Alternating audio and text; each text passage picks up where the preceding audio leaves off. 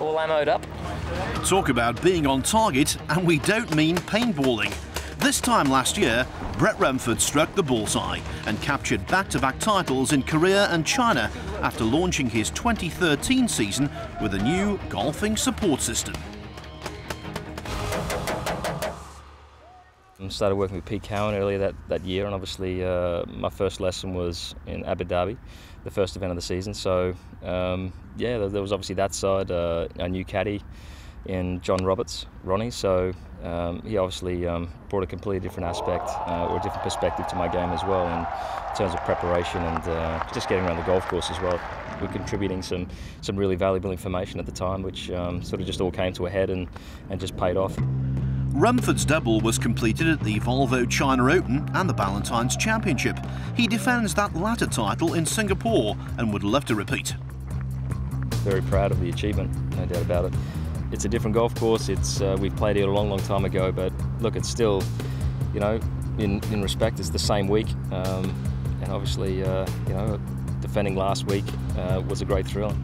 Rumford's golden spell in Asia flung open the door to many high-profile tournaments, but consecutive victories were always going to be a tough act to follow. I still played very nicely from that point out. Obviously, I didn't perform well in the bigger events in the majors. That was probably the biggest disappointment. I just didn't take that form and that same level of intensity and concentration, I guess, into those larger events. So, but I still had some really good opportunities of winning outside of the two that I'd won. Rumford turned pro 14 years ago and came through Q School at his first attempt. He had confidence in his ability to compete, but no investment is guaranteed to yield a return.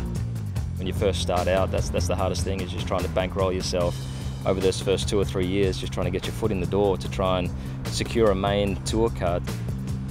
There's bills to be paid, and there's also private tuition obviously coming up as well. So there's definitely there's that factor as well. But yeah, this is it's a very abnormal lifestyle, you could say. So, and I guess it's a glorified form of gambling.